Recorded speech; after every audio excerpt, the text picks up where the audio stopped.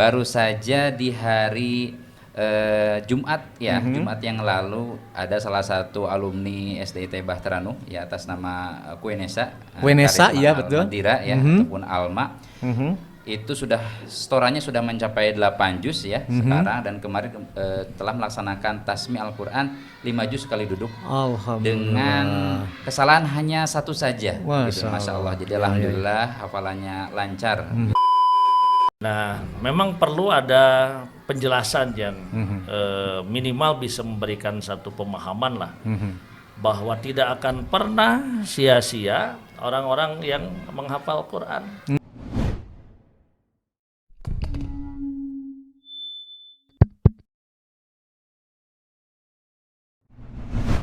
Assalamualaikum warahmatullahi wabarakatuh. Waalaikumsalam warahmatullahi wabarakatuh. Alhamdulillahirabbil alamin wal aqibatu lil muttaqin wala udwana illa 'alal dzalimin.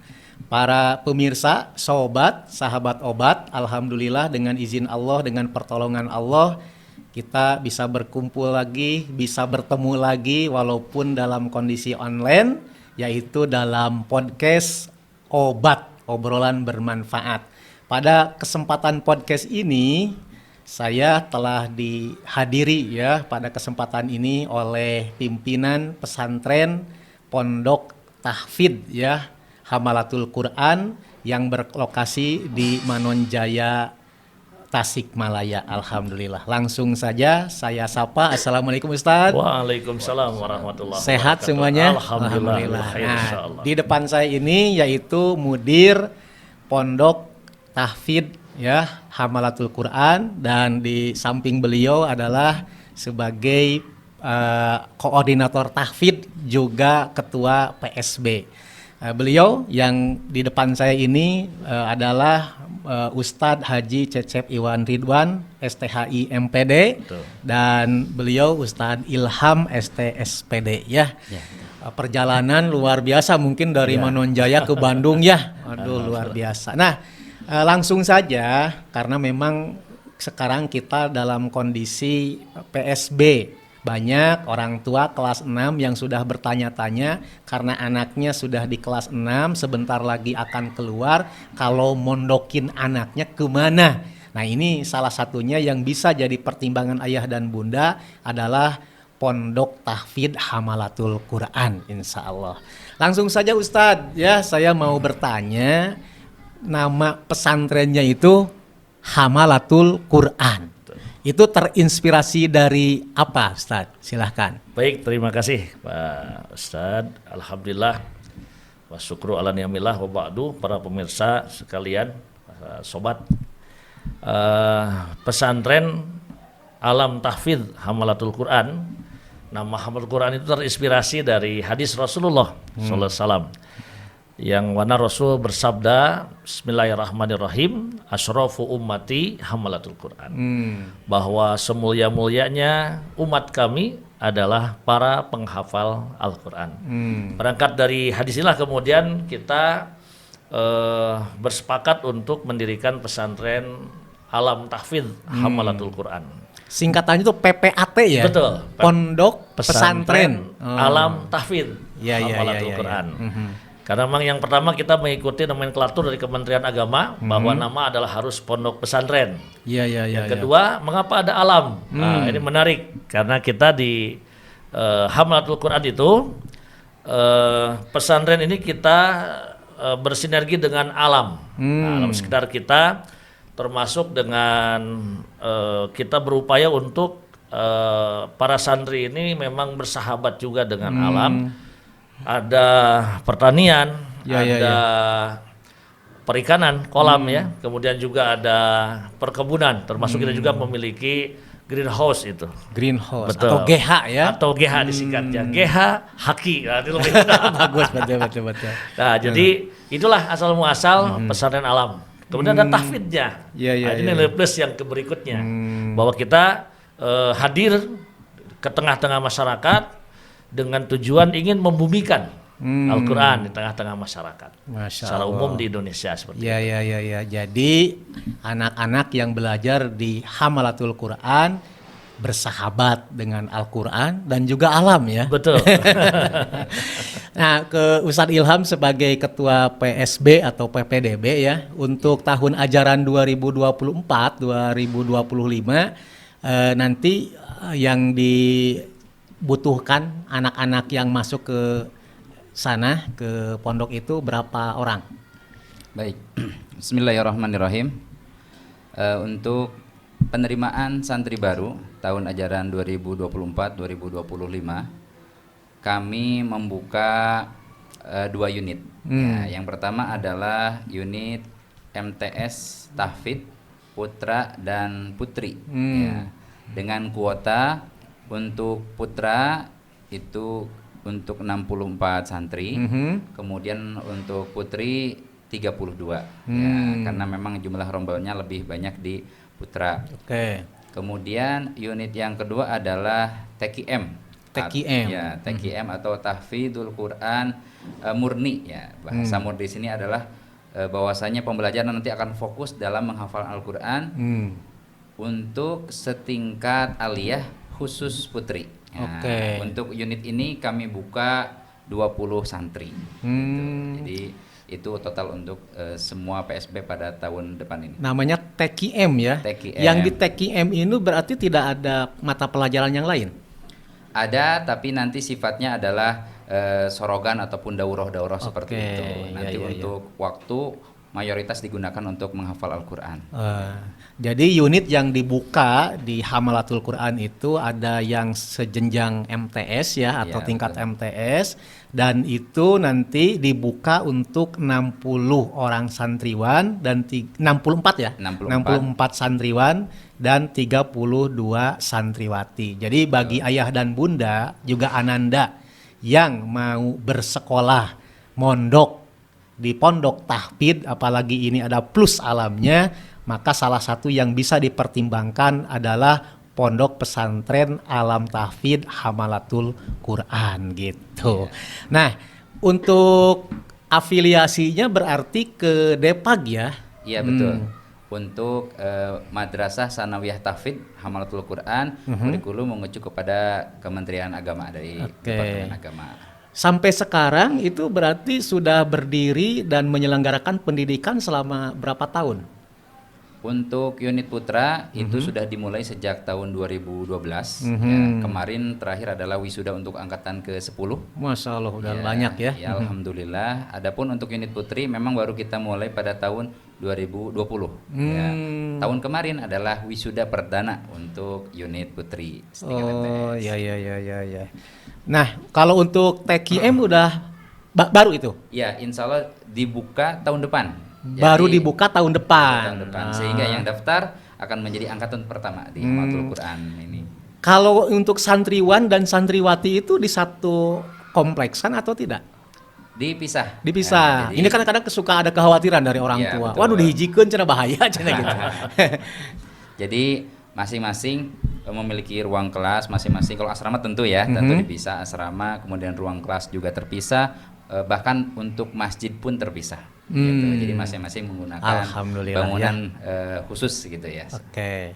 Kembali ke Ustadz Cecep nih. Saya membaca di brosur terkait dengan visi haki ya. Betul. Jadi Hamalatul Quran itu biasanya disingkat dengan haki ya, Hamalatul Quran.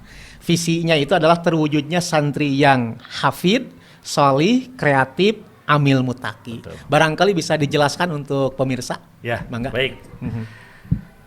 Visi Pesantren Alam Tahfidz Hamalatul Quran ini kita betul-betul buat dengan penuh pertimbangan beserta dengan tim. Maka kemudian muncullah visi terwujudnya santri yang hafidz, sholih, kreatif dan amil mutaki. Tafsirannya, gitu kalau bahasanya, tafsiran dari visi ini yang pertama adalah tentang hafidz. Karena sejak awal kita memang membuka unit tahfidz ya, maka tentu outputnya dari pendidikan kita adalah bagaimana mendidik para santri hafidz Quran, kalau dia hafal Quran.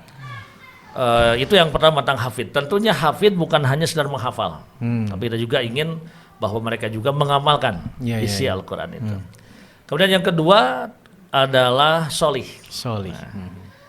Terinspirasi dari hadis Rasul lah, idza mata ibnu Adam in qata amalu illa min salasin. Di antaranya ada waladun salih min waladin salihin yad'ulahu. Nah, jadi kita harapkan dengan terwujudnya anak-anak ini selain dia penghafal Quran, pengamal Quran, juga mereka solih. Sehingga dia bisa double manfaat, baik untuk pribadinya, juga untuk orang tuanya, dan juga untuk masyarakat itu.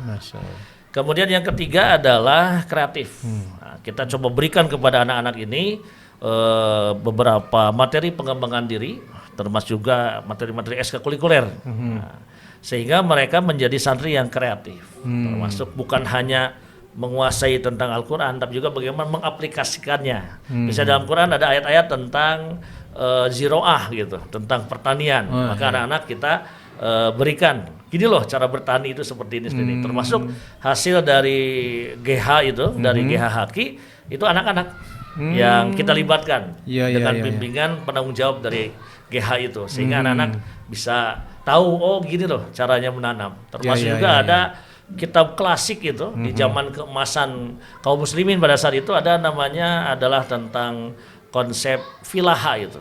Filaha itu tentang konsep bagaimana menanam itulah sebagai konsep kejayaan umat Islam dasar itu. Mudah-mudahan itu bagian dari kreativitas santri yang terbangun itu. Yang ketiga, yang keempat adalah amil muttaqi. Amil itu artinya adalah mengamalkan. Nah, muttaqi dalam bingkai mereka ini bertakwa kepada Allah. Ya, artinya kalau kita lihat di dalam pemaknaan takwa kan imtisalu awamirillah wajtinabu nawama nahallah atau wajtinabu nawahi. Jadi melaksanakan perintah-perintah Allah semaksimal mungkin dan menjauhi larangan-larangannya. Jadi yang kita harapkan anak-anak ini mengamalkan hal-hal yang memang apa yang diperintahkan Allah dan menjauhi yang dilarang oleh Allah Subhanahu wa taala. Ternyata begitu visinya sangat dalam. Karena memang kalau hanya sekedar tahfidz, tapi dia tidak mutakin atau mutaki, bahaya juga. Betul, hafal Quran 30 juz tapi baong gitu kan, bahaya ya.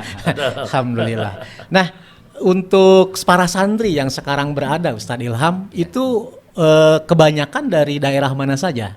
Atau jumlahnya sekarang sudah berapa untuk yang MTS? Sekarang untuk unit MTS gabungan putra dan putri itu kurang lebih 250 orang lebihnya.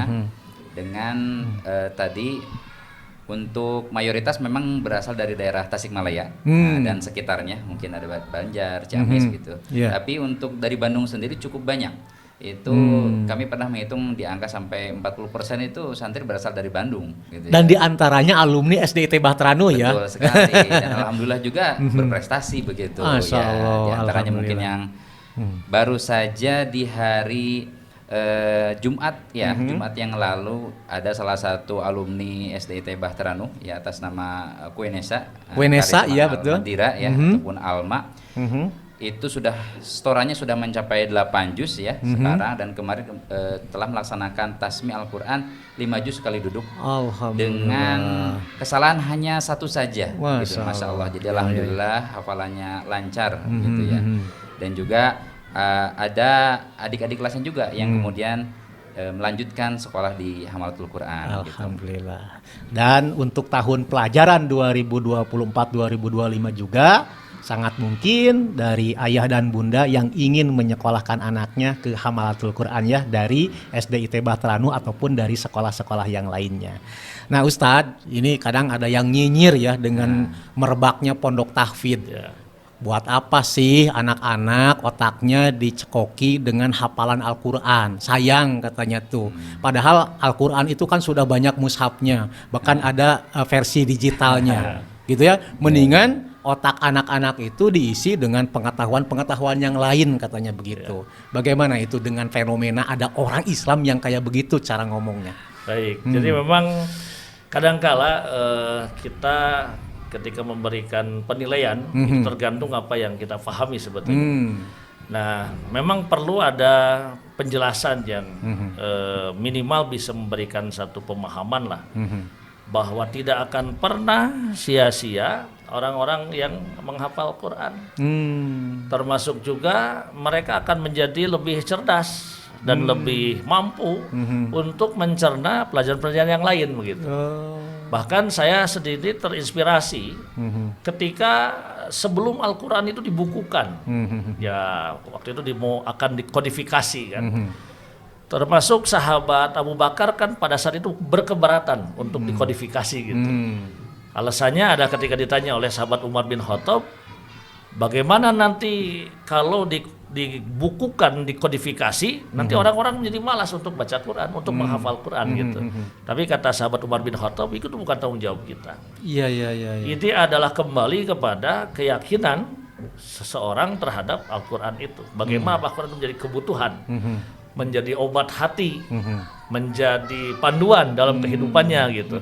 Sehingga ketika anak sudah kita dekatkan dengan kalam Allah, maka insya Allah ilmu yang lain menjadi lebih mudah. Karena kita juga banyak temukan anak-anak penghafal Quran jauh lebih berprestasi gitu. Dan insya Allah kalau yang saya tahu bahwa otak manusia itu kan kalau mau dikeluarkan, kemudian kalau mau dilebarkan, dibuka itu kan seluas 2 kali lapangan sepak bola itu. Sepak bola internasional. Kalau untuk menghafal Al-Quran tidak akan kehabisan itu.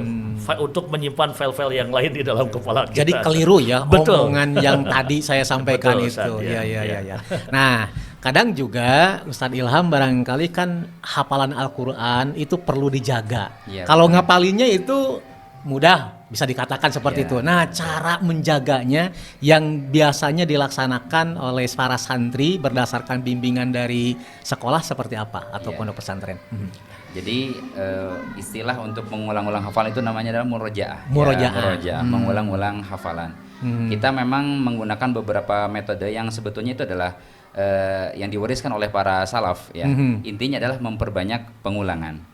Ada yang dia adalah murojaah fardhi, artinya mengulang hafalan sendiri ya.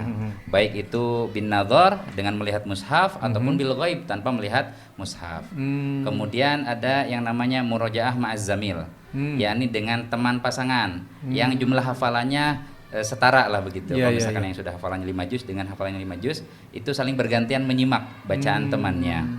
Kemudian juga murojaah ma'al ustadz ya ataupun ustadzah. Jadi bacaan santri diperdengarkan di hadapan ustadz kemudian dikoreksi jika ada kesalahan. Itu melakukan murojaah hafalan dengan jumlah yang ditentukan oleh musyrif halaqah masing-masing. Kemudian juga ada yang tadi murojaah melalui abrol imtihan, melalui ujian. Ya, itulah pentingnya ujian. Salah satunya adalah untuk murojaah. Murojaah hafalan. Dan kita memang juga melakukan pembiasaan untuk senantiasa santri sholat tahajud ya qabla subuh, bangun jauh sebelum waktu sholat subuh. Di situ ada target murojaah fi sholat.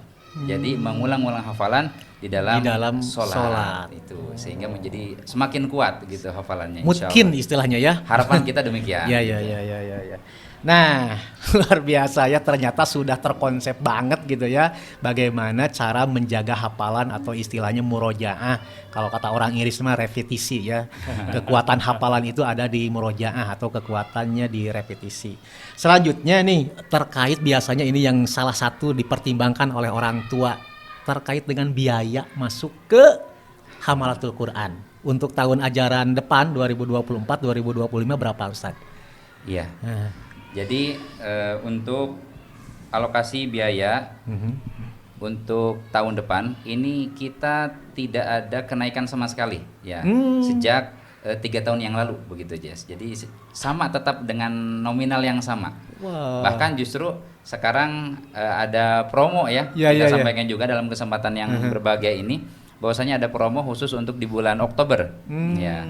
Bahwasanya barang siapa yang mendaftarkan putra-putrinya selama bulan Oktober kita akan berikan potongan dana daftar ulang sebesar 1 juta rupiah gitu. Dari total keseluruhan adalah 9.450.000 rupiah.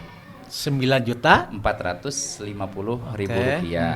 Tentu dengan rincian ya. Insya Allah itu semua kembali kepada kebutuhan santri itu sendiri.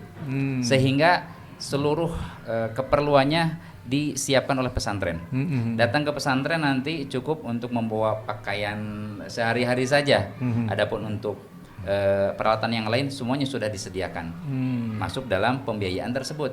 Di antaranya adalah mungkin tentang ranjang, kasur, lemari, kemudian bantal, kemudian buku-buku pelajaran, seragam sekolah, itu semua sudah disediakan. Bahkan juga untuk alat makan dan alat mandi gitu. Itu sudah sampai sedetil itu ya. Betul, sudah termasuk dalam pembiayaan tersebut. Dan kami juga memberikan keluangan jika memang belum bisa langsung ya ketika daftar nanti saat dinyatakan diterima belum bisa untuk langsung cash membayar keseluruhan total biaya tersebut, kami juga memberikan ruang untuk adanya angsuran ya sesuai dengan kesepakatan saat nanti wawancara dengan yayasan.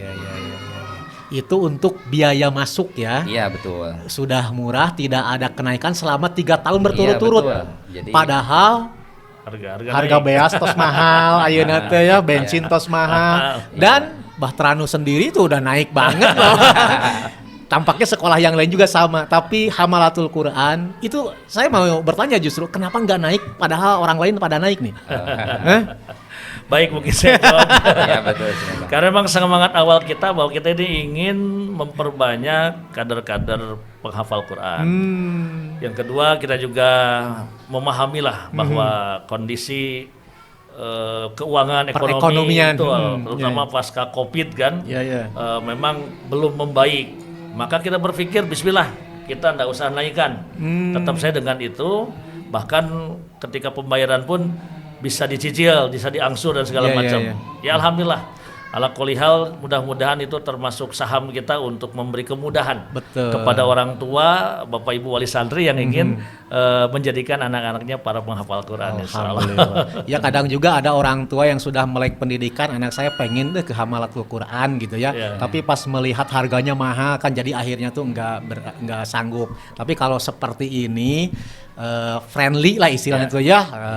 Itu insya Allah bisa, bahkan bisa dicicil. Kalau itu untuk ininya ya, untuk biaya masuk. Kalau untuk syahriah atau SPP lah, kalau bahasa di SDIT Bahtranu itu berapa tuh syahriahnya?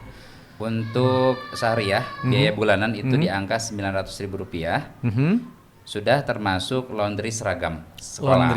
Nah, jadi untuk semua seragam itu dilondrikan supaya nanti santri tinggal pakai dalam kondisi bersih dan rapi gitu. Jadi 900.000 itu sudah termasuk include laundry seragam. Makannya berapa kali itu? Makan 3 kali. 3 kali. 900.000 itu udah makan 3 kali. Iya betul. Laundry. Betul. Sudah termasuk biaya pendidikannya juga. Biaya pendidikan juga. Iya. Alhamdulillah. Di Bahtranu aja itu 350.000 belum apa-apa. Ya ini udah lumayan terjangkau. Ya sangat itu berpihak pada orang-orang yang ingin menyekolahkan ke pondok dengan harga yang terjangkau insya Allah. Ada pungutan lain lagi nggak Ustaz selain itu?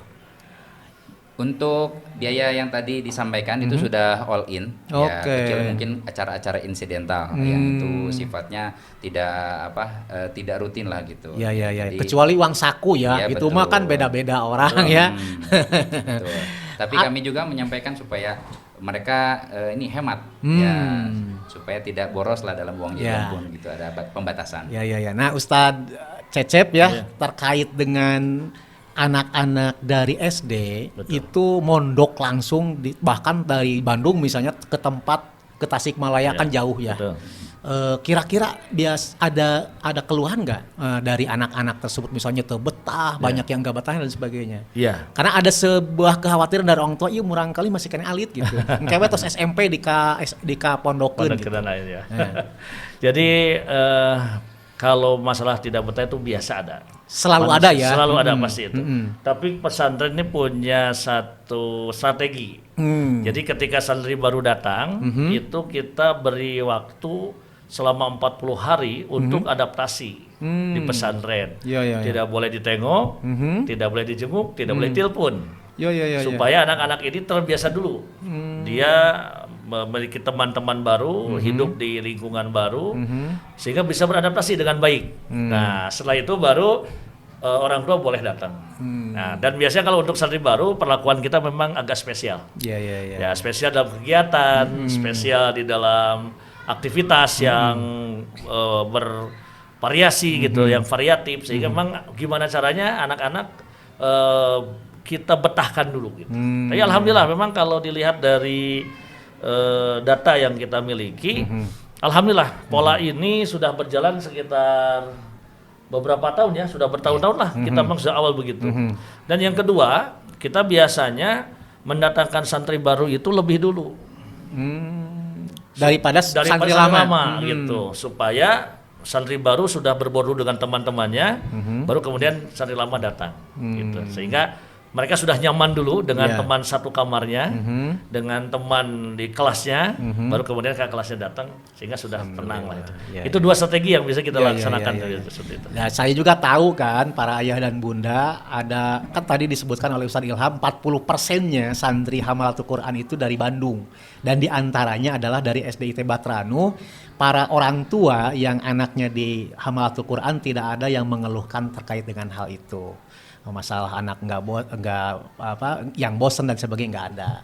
Bahkan mereka sangat bersyukur karena anak-anaknya mesantren jadi mandiri, ya teogo dan sebagainya. Alhamdulillah. Saya pun alhamdulillah pernah bermain ke Hamalatul Quran dan nyaman ternyata, alhamdulillah. Pulang juga dapat stroberi ya dari greenhouse, ada juga melon dan sebagainya ya. Masya Allah. Alhamdulillah. Nah Ustadz Cecep, nah itu salah satu di antara yang kadang-kadang dikhawatirkan ya oleh orang tua. Kekhawatiran yang lainnya kan kadang viral di media terkait dengan perundungan ya yang dilakukan oleh sesama temannya digebugin gitu, atau pelecehan seksual. Atau apalagi ya, itu kadang-kadang membuat orang tua tuh takut gitu menyekolahkan anak-anaknya ke pondok pesantren. Itu fenomena seperti itu bagaimana Ustadz? Iya, kita tetap berupaya ya bagaimana bahwa pesantren Hamalatul Quran lah ramah anak, ramah lingkungan. Kemudian kita sudah mengundang para narasumber dari KPAID ya, Komisi Perlindungan Anak Daerah Kabupaten Tasik, kita udah kerjasama gitu. Bagaimana terus kita sosialisasikan tentang bagaimana cara berteman yang baik, bagaimana cara bermuamalah yang baik, kemudian supaya tidak ada perundungan dan lain sebagainya. Ya mudah-mudahan ikhtiar-ikhtiar itu kemudian bisa memprotek ya dari apa yang menjadi kekhawatiran orang tua wali santri lah yang menyebabkan pesantren di pesantren. Hanya memang kadang-kala kan begitu, karena sekarang kondisinya viral, maka kadang ada sesuatu terjadi, kadang-kala memang tidak belum tabayun kemudian menjadi viral gitu. Padahal itu sifatnya kasuistik ya. Betul, kasuistik seperti kasuistik, terus bahkan lebih banyak hal-hal positif dari pesantren dibandingkan hal yang negatifnya gitu. Oke. Selain itu juga kadang-kadang ya yang memviralkan itu ya orang-orang yang tidak bertanggung jawab ya. Artinya mereka punya kepentingan untuk menjauhkan kaum muslimin dari pondok pesantren gitu. Baik, Ustadz Cecep, yang kadang ditanyakan oleh orang-orang itu atau masyarakat, misalnya kalau Batranu ini berafiliasinya ke ormas mana sih gitu ya. Nah ini kalau Hamalatul Quran kan di Indonesia tuh banyak ormas ya, ada NU, ada PERSIS, ada Muhammadiyah, ada IRSAD, ada Salafi dan sebagainya. Kalau Hamalatul Quran sendiri, kalau secara afiliasi kita berafiliasi kepada umat Islam lah, berdiri di atas semua golongan. Tidak membawa-bawa bendera ya. Bendera betul. Sehingga memang dari manapun berasal, dari keluarga apapun, maka kita welcome dengan tangan terbuka. Intinya kita adalah bagaimana mengkader, mewujudkan para santri yang sesuai dengan visi Haki adalah hafid, solih, kreatif, dan amil mutaki. Kita bergandengan tangan, sekata, saling mendukung, sinergi, ta'awun, insya Allah. Sehingga kita tidak menjadikan terlalu terbebani dengan afiliasi itu gitu. Betul. Misalnya ya terkait dengan hal-hal yang ikhtilaf gitu ya. Ya kan itu mah udah ada yang ikhtilaf itu dari zaman para imam madhab juga sudah begitu. Kita mungkin dalam hal itu berlapang dada ya. Adapun ikhtilaf atau perbedaan dalam masalah akidah sangat mungkin itu yang kita hindari. Betul. Ya. Artinya ada juga orang tua yang bertanya seperti itu yang saya anggap wajar juga Ustadz. Betul. Siun cenah eta Syiah atawa teh Ahmadiyah gitu. Iya. Tapi tidak terafiliasi dengan itu ya. Insyaallah akidah kita akidah Ahlus Sunnah. Alhamdulillahirabbil alamin. Nah eta nu dipikasieun. Berarti kalau untuk nanti anak-anak dapat ijazah juga ya MTS yang afiliasinya ke Depag ya atau ke Kemenag ya. Ya. Nah, untuk prosedur penerimaannya nih. Kalau contohnya ada yang tertarik karena nonton YouTube ini pengen menyekolahkan, memondokkan anaknya ke Hamlatul Quran, bagaimana Ustadz? Iya. Baik. Jadi untuk prosedur pendaftaran santri baru, yang pertama kami menerima secara offline, artinya calon santri datang langsung ke pondok pesantren, kemudian mengisi formulir, begitu ya, dan membayar biaya pendaftaran. Adapun jika tidak ada waktu untuk datang ke pesantren secara langsung, bisa melalui pendaftaran online di website kami di psb.ppathamalatul-quran.com. Ya, insya Allah di situ melayani berbagai macam dan mayoritas justru sekarang pendaftarannya melalui online. Itu tadi yang pembayaran pendaftaran itu berapa? Pendaftarannya sebesar Rp250.000. Rp250.000. Baik online maupun offline itu bayar. Tapi kalau online berarti transfer rekening gitu ya. Betul. Oke, siap.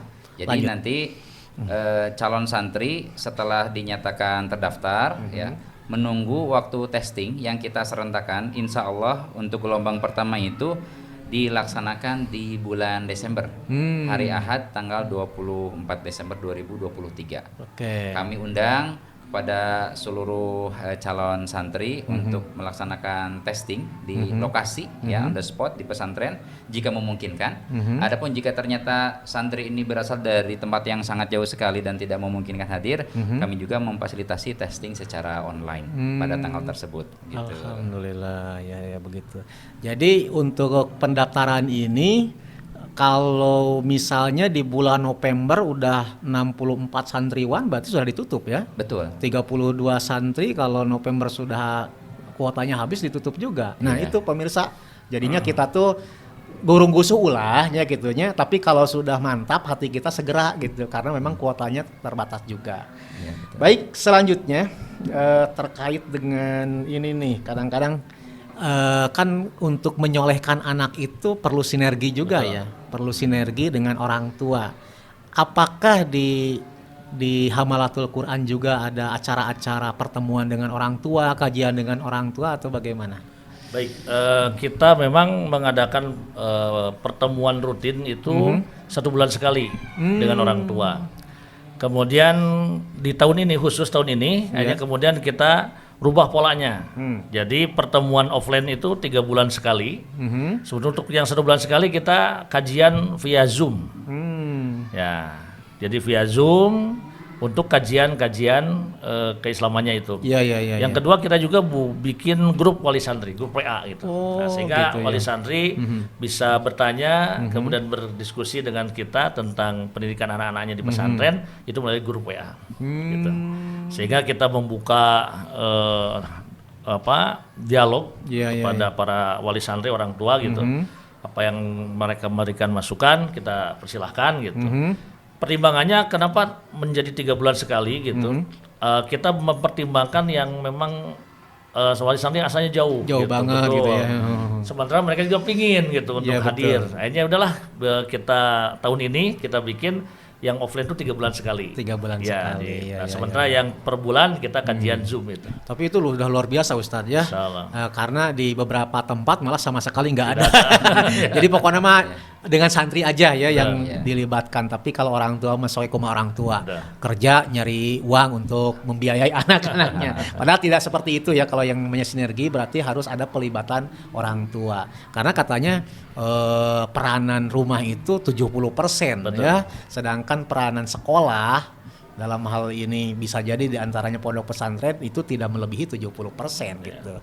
Jadi kalau ingin soleh ya ikhtiarnya itu ya 3 unsur atau 3 lembaga tadi, lembaga rumah, lembaga sekolah atau masyarakat itu betul-betul harus bersinergi. Istilahnya kata Ki Hajar Dewantara itu tri pusat pendidikan gitu ya. Masya Allah. Nah kalau saya lihat, saya juga pernah ke sana beberapa kali. Jadi situasinya tuh ya perkampungan ya di sana. Jadi sepertinya kondusif lah untuk pelaksanaan pembelajaran di sana ya, insya Allah. Selama ini, nah kadang-kadang aya kieu orang tua teh, cenah budak teh sieun budug cenah di sekolah teh alias ararateul. Nah, Ustadz Ilham, ada nggak fenomena ateul tadi di Haki? Jadi di awal pendirian pesantren mungkin pernah terjadi, pernah terjadi. Kemudian kita evaluasi apa yang mempengaruhi hal ini. Di antaranya adalah misalkan kondisi air. Nah, maka kita pun akhirnya membuat sumber-sumber air yang baru ya, dengan sumur-sumur bor yang baru. Alhamdulillah teratasi. Kemudian juga kita memfasilitasi santri tempat tidurnya itu berbentuk ranjang ya, yang mungkin pada awal-awal pendirian pesantren itu masih ngampar gitu ya, ataupun lesehan lah gitu, pakai kasur di bawah ataupun tikar saja. Kalau sekarang alhamdulillah sudah berjalan cukup lama itu menggunakan ranjang tingkat ya.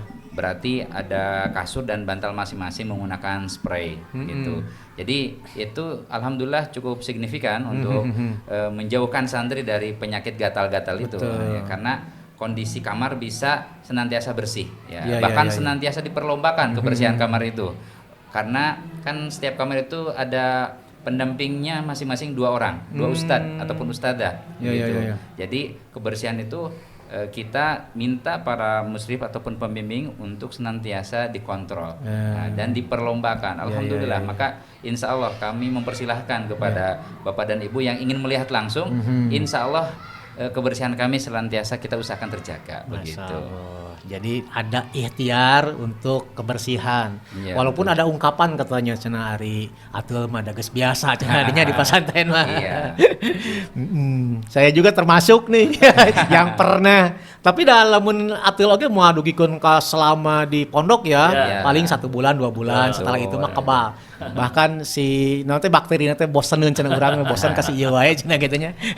Tergantung ini juga sikap masing-masing ya kan. Kan ada anak-anak tuh yang rajin bersih-bersih pribadi gitu ya. Ada yang mungkin masih perlu jorok gitu ya anaknya ya, gitu. Buang sampah sembarangan, tara ibak gitu ya. Masya Allah. Ya, nah di pesantren itu anak dijadikan selain juga sebagai tadi ya soleh, hafid, amil mutaki dan sebagainya. Terkadang juga ada orang tua yang guguan kata orang Sunda namanya, anaknya tuh mengeluh sedikit nggak betah langsung dicabut, atau anak merasa ada gurunya atau ustadznya yang galak mengeluh kepada orang tua langsung cabut gitu. Itu pernah nggak ada fenomena seperti itu, Ustadz? Ya kasuistik ya muncul ya kadang-kala. Maka memang selalu pihak pesantren mengingatkan juga kepada para orang tua santri, kita istilahkan adalah nitipkan anak ke pesantren itu harus tega. Harus titip tega juga titip tega juga gitu. Karena memang untuk mewujudkan generasi-generasi yang kuat ya dan mandiri itu memang diperlukan memang juga dari orang tua yang punya sikap ya sudah bismillah gitu, percayalah kepada pesantren, dititipkan, kemudian insya Allah dengan adanya kesepahaman maka anak-anak menjadi generasi bukan hanya generasi strawberry yang seperti sekarang itu. Betul. Memang diperlukan karena saya juga alumni pesantren, saya juga beberapa kali mendirikan pesantren. Memang perubahan zaman ini harus bahasa sepuh mah kurang kedah diigelan lah. Jadi kita jangan mengalah dengan zaman, bahwa zaman ini memang akan terus berputar. Maka Islam pun harus ikut ngigelan anak gitu. Dur ma'al Islam ya saudara, berputarlah bersama Islam sebagaimana zaman itu berputar. Nah, artinya termasuk kita juga akan meninggalkan anak-anak kita.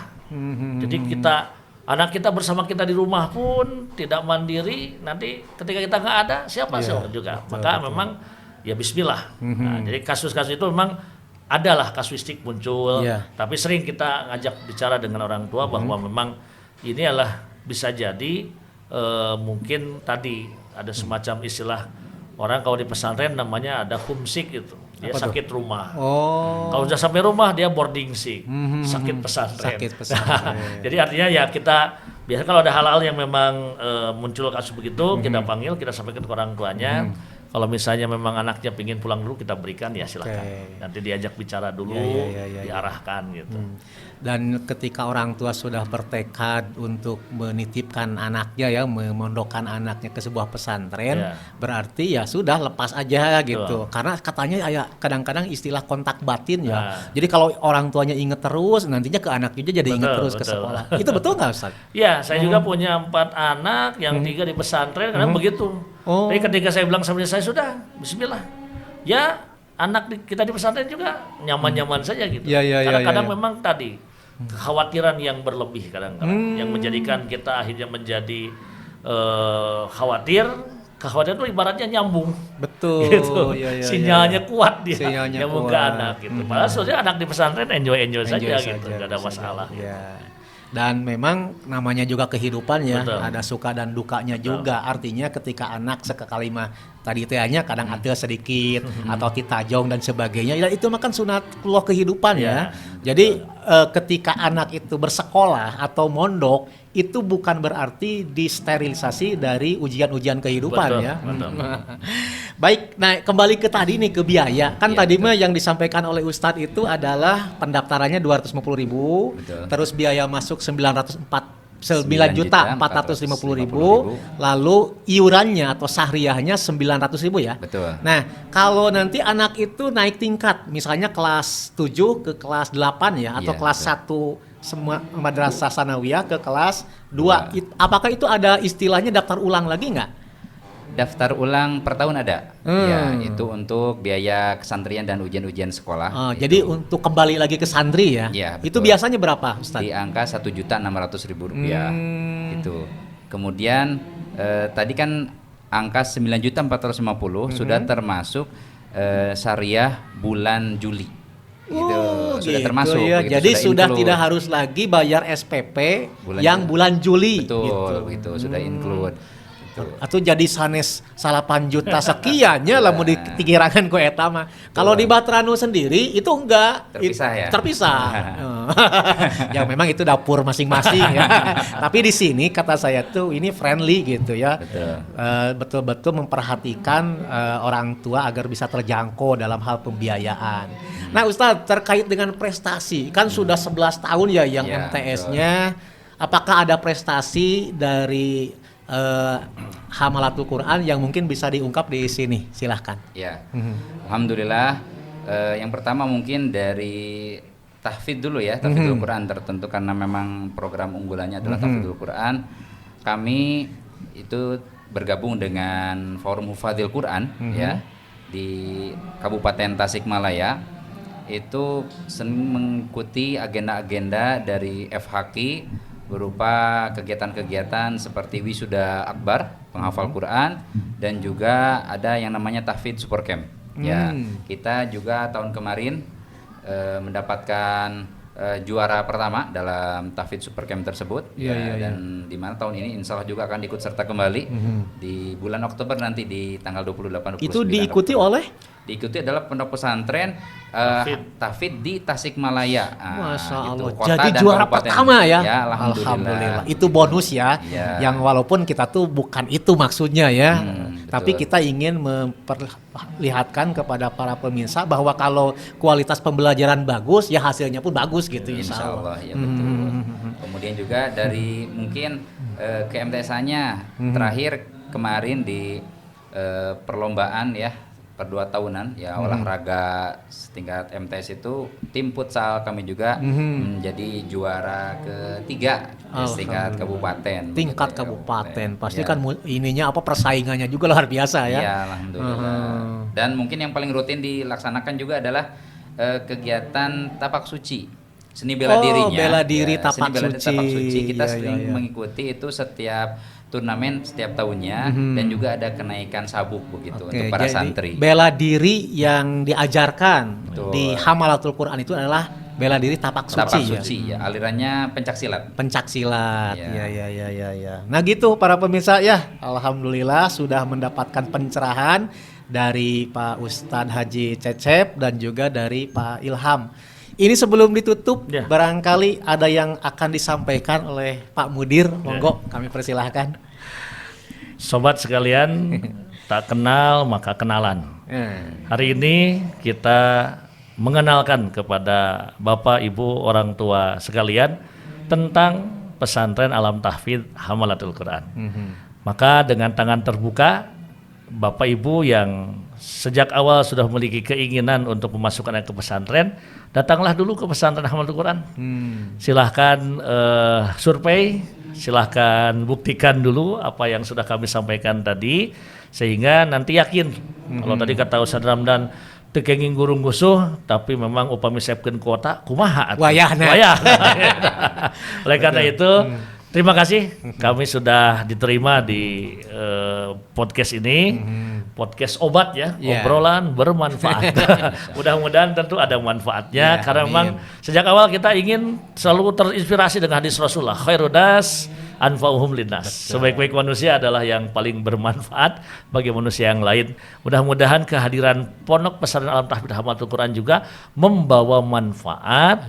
Saya sudah sering sampaikan itu ketika di tingkat kabupaten kita di TS segala macam, Haki intinya ingin memberikan manfaat, terutama untuk membumikan Al-Quran. Secara khusus di Kabupaten Tasik yang memang punya visi misinya adalah Islami religius, Kabupaten Tasik itu termasuk juga untuk Indonesia.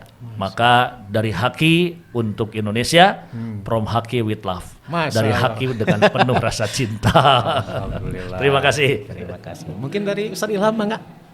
Ya, saya selaku Ketua Penerimaan Santri Baru mengajak kepada Bapak dan Ibu sekalian yang sekarang putra-putrinya berada di kelas 6 SD ataupun setingkatnya, mari ya daftarkan putra Bapak dan Ibu sekalian ke Pondok Pesantren Alam Tahfidz Hamalatul Quran, terkhusus karena pada bulan Oktober ini ada promo potongan daftar ulang sebesar 1 juta rupiah. Ya, jadi itu dibayarnya nanti ketika sudah dinyatakan diterima, akan tetapi ketika daftar sekarang potongan itu berlaku insya Allah.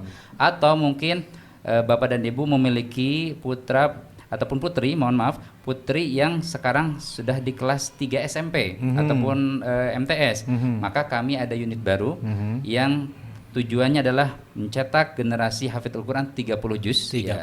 Ya, ini dengan program Tahfidz Quran Murni setingkat aliyah khusus akhwat. Nah, itu mungkin supaya tidak ketinggalan informasinya. Alhamdulillah. Terima kasih Ustadz, jazakumullah khairan katsiron telah berbagi ya dengan kami, dengan para orang tua, sehingga bisa menjawab kebingungan ya para orang tua, kemana anak saya harus dipesantrenkan. Yang dekat di Bandung ada, di Tasikmalaya juga ada, di antaranya adalah Pondok Pesantren Alam Tahfidz Hamalatul Quran. Demikian pertemuan kali ini, dan jangan lupa podcast-podcast selanjutnya insya Allah akan selalu kami hadirkan untuk memberikan pencerahan, informasi kepada para ayah dan bunda, sobat semuanya, sahabat obat. Kita tutup, kita akhiri dengan ucapan alhamdulillahirabbil alamin. Wassalamualaikum warahmatullahi wabarakatuh.